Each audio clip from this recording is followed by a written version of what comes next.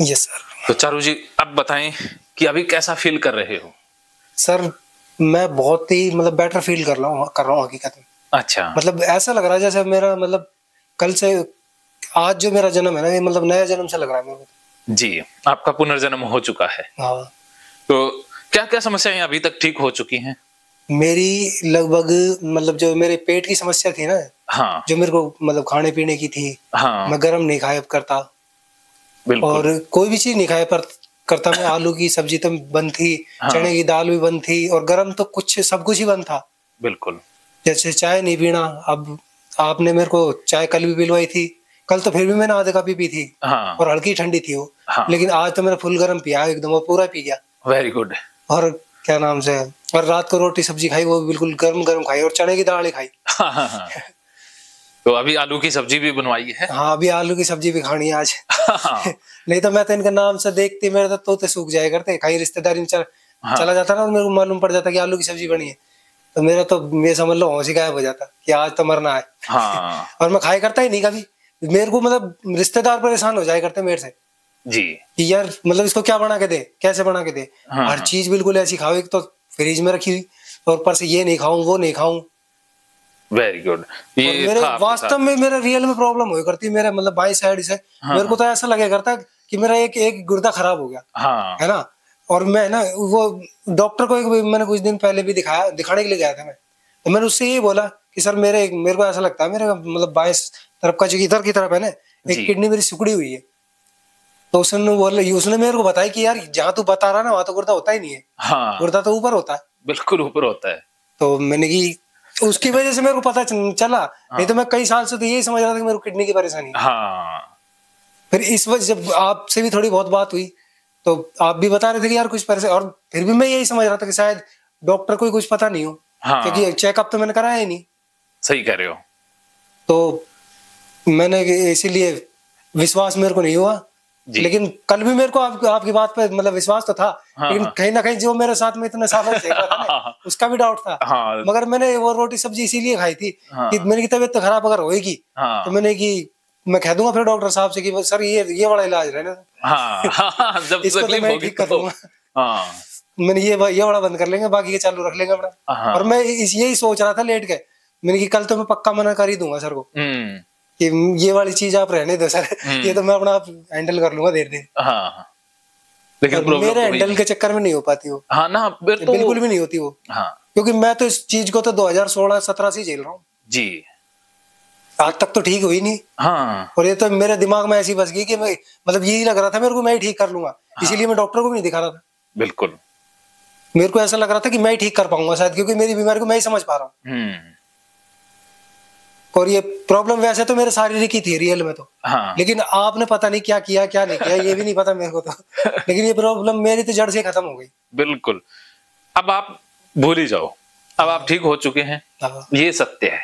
हाँ। बस इस सच में जीना है। हाँ ये बात तो है सर। अब मैं कुछ भी खा सकता हूँ। आप चाहे हाँ। मेरे को आग भी ला के दे दोगे ना तो जड़ती वो भी खा जाऊंगा मैं तो। बस आपने कह दिया, अब आप ठीक हो चुके हो, क्योंकि आपकी बातों में वो विश्वास आ चुका है। हाँ। अब आपको पता चल चुका है कि अब मैं तो मेरे को ओवर थिंकिंग इसी वजह से हुई रात को हकीकत में। हाँ। यार मैंने ऐसा कैसे हो सकता है। मैंने यार मैं कभी मैं मतलब मेरे को थोड़ा बहुत क्या मतलब जैसे मिर्ची हुई या कुछ भी चीज मेरे को खाने पीने की मन में आया करती ना, हाँ। तो मैं थोड़ा बहुत खा लिया करता। तो उसमें ही मेरा तो ये समझ लो बंटा ढाल हो जाया करता। हाँ। सीधा जाके खाट में लेटे करता फिर मैं। जी।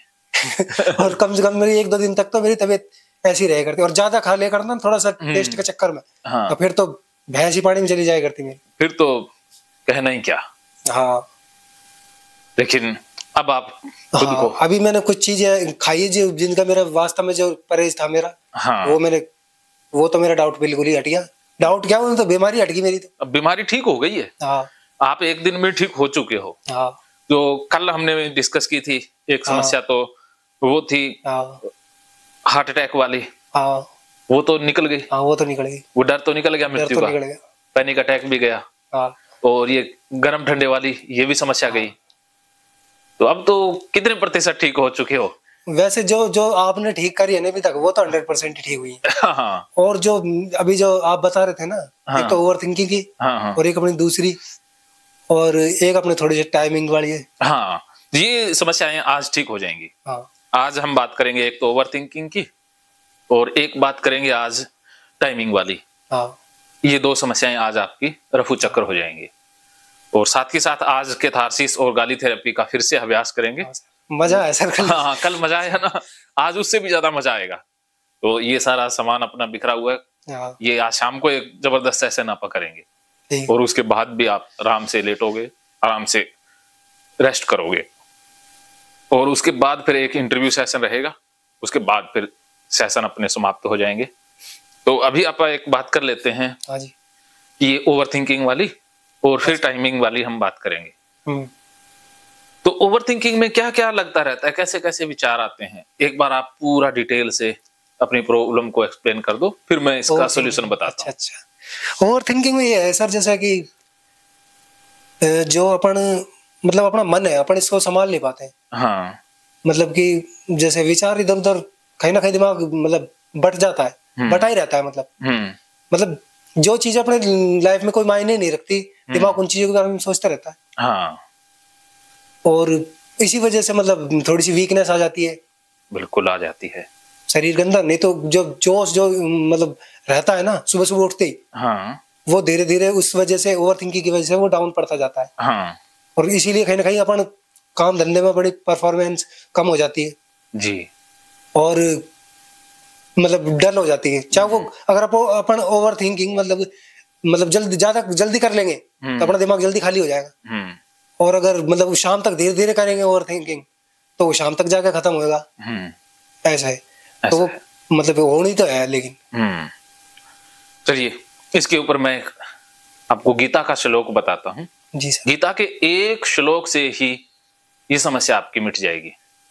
ठीक है, तो भगवत गीता के दूसरे अध्याय में सांख्य योग, इसमें भगवान श्री कृष्ण कहते हैं अर्जुन को, अर्जुन की समस्या भी तो आपकी समस्या थी, अर्जुन को भी तो ओवर थिंकिंग की ही समस्या थी और पैनिक डिसऑर्डर की उसको समस्या आ गई थी।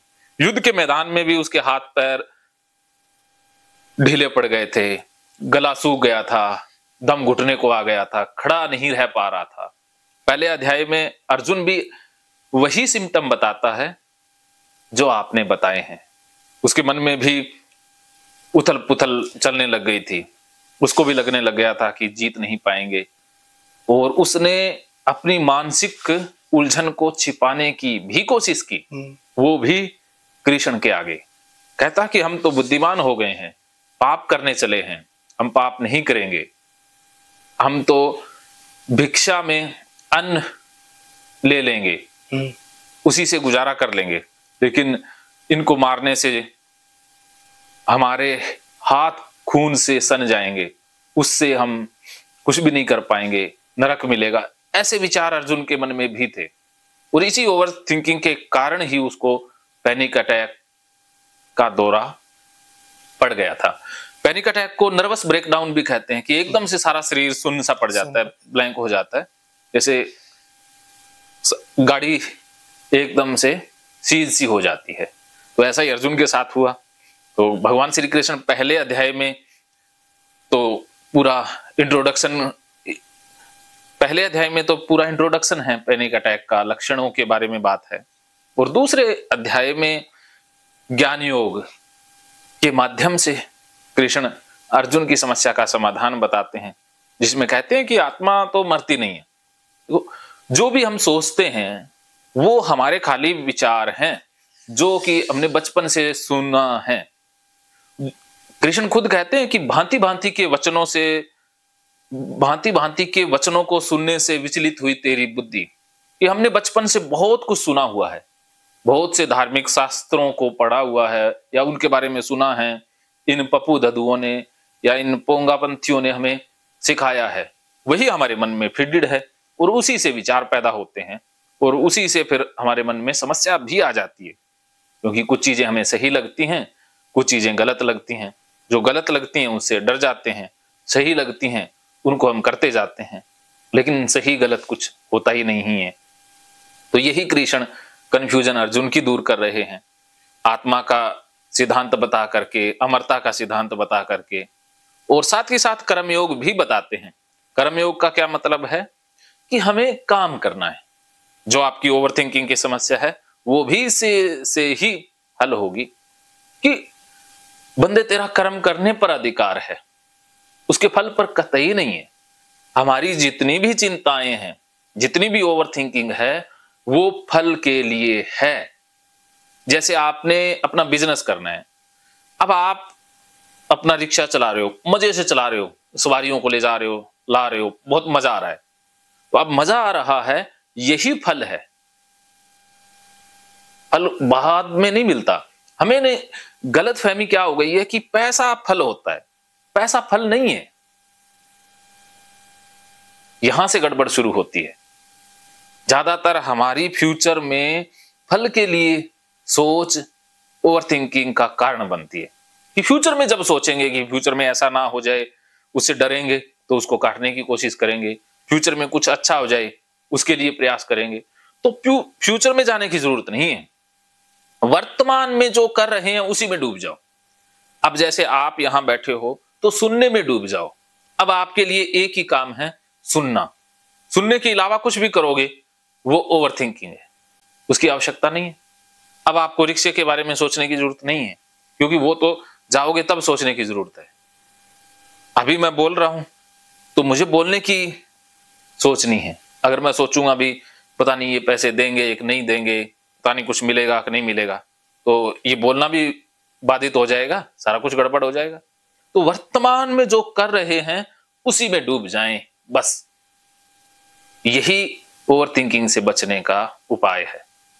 आप खाना खा रहे हो, खाने में खो जाओ, उसी खाने का स्वाद लें। एक कोर तोड़ रहे हैं, वो मुंह तक जा रहा है, बस वही महसूस हो रहा है। ज्यादातर लोग क्या करते हैं, खाना खा रहे होते हैं, ऑफिस की सोच रहे होते हैं, कहीं और सोच रहे होते हैं। शरीर से तो खाना हो रहा है, मन कहीं और है। मन और शरीर दोनों अलग अलग होते हैं, उसी को ही कहा जाता है ओवर थिंकिंग। मन और शरीर दोनों एक जगह, बस फिर कोई दिक्कत नहीं है। जब भी विचार आपके मन में फ्यूचर से संबंधित आए तो कोई बात नहीं, आने दें उनको। आया कोई बात नहीं, उससे लड़ाई झगड़ा ना करें। वर्तमान में जो चल रहा है उसी पर आ जाएं। अभी जो करने लायक है उसी में खो जाएं। जैसे चाय पिए तो ऐसे पिए कि जैसे चाय है, अमृत पी रहे हैं, और चाय का कप पकड़ा हुआ उसे फील करें। फील करते हुए, और चाय का एक एक घूंट अंदर जा रहा है उसको भी महसूस करते हुए चाय में डूब जाएं। सामने जो है उसी में डूब जाएं। भगवान श्री कृष्ण भी तो यही करते थे। अब कृष्ण जब हस्तिनापुर में है तो हस्तिनापुर में ही है, फिर वो द्वारका में नहीं है। द्वारका में कृष्ण के बेटे को राक्षस उठा करके ले जाता है, रुक्मिणी और कृष्ण की पहली संतान प्रद्युम्न, जिसको राक्षस उठा के ले गया। लेकिन कृष्ण कहीं बाहर हैं, तो वो कहते भी मेरे लिए बाहर जरूरी है, अभी मैं यहां पर हूं, तुम ढूंढ लो। तो कृष्ण थे ही नहीं। वो कहते मैं एक ही जगह पर काम कर सकता हूं, दो जगह नहीं। तो वो आए नहीं। देखो, सही बात है। हाँ, तो वो सोचते वर्तमान की थे हमेशा, जो कर रहे हैं। अब युद्ध में है तो युद्ध में ही है। अब उनको ये नहीं मतलब है द्वारका में क्या हो रहा है, बाकी जगह क्या हो रहा है, कोई टेंशन नहीं है। जो कर रहे हैं उसी में डूबे हुए हैं। जब द्वारका में है तो और कहीं नहीं है। फिर जब गोपियों के साथ है तो रास में डूब गए, तो रास में डूब गए, फिर और कुछ नहीं है। जिसके साथ हो उसके साथ पूरे हो जाएं। जैसे आप अपनी पत्नी के साथ हो तो पत्नी के साथ ही हैं, फिर काम पर नहीं है, क्योंकि दिमाग तो काम पर रहता है, शरीर कहीं और रहता है। ये समस्या है, यही ओवर थिंकिंग। सही बात है। तो एक जगह आ जाओ, यही ओवर थिंकिंग से बचने का उपाय है। और जो भी हम सोच रहे हैं वो फल है, फल की चिंता छोड़ दें। कृष्ण यही कह रहे हैं, अर्जुन को भी यही कहा था। अर्जुन की भी यही समस्या थी कि वो फल के पीछे पड़ गया था कि युद्ध जीतेंगे हारेंगे पता नहीं, मर जाएंगे। वो जीत के ऊपर कायम हो गया था कि हमें जीतना चाहिए। कृष्ण कह रहे हैं कि ना जीतना तेरे हाथ में, ना हारना तेरे हाथ में। तेरे हाथ में है युद्ध करना, तीर चलाना तेरे हाथ में है। अगर तू तीर बेहतरीन चलाता है तो जीत तेरी पक्की। जैसे हमारे कर्म होंगे वैसा हमें फल कुदरत दे देगी। उसके बारे में सोचने की जरूरत नहीं है कि फल नहीं मिलेगा, फल तो मिलना ही मिलना है। जो कर्म हम करेंगे उसका तो मिलना ही मिलना है, उसको कोई नहीं रोक सकता।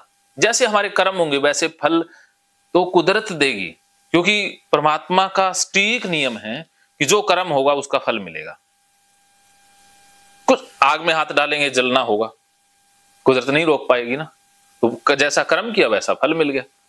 अगर अच्छा खाना खाएंगे, अच्छा सोचेंगे, अच्छे लोगों से ताल्लुकात रखेंगे तो जीवन सुधरेगा।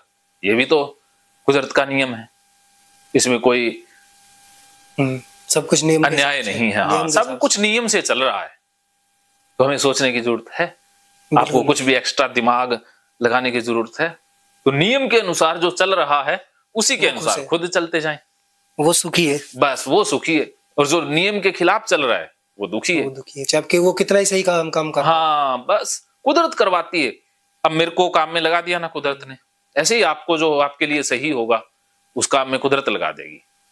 जब जब हम अपना अहंकार बीच में लाएंगे तब तब हम फंस जाएंगे। सही बात, क्या समझे?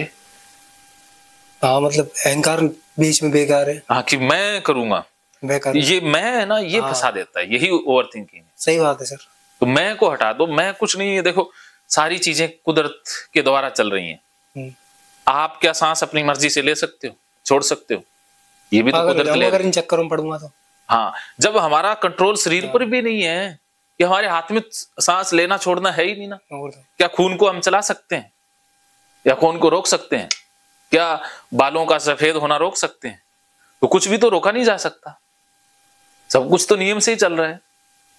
जब हमारे हाथ में कुछ है ही नहीं तो फिर क्यों सोच के फिर दुखी होना? जब होना ही नियम से है, सारी चीजें चलनी तो नियम से ही है।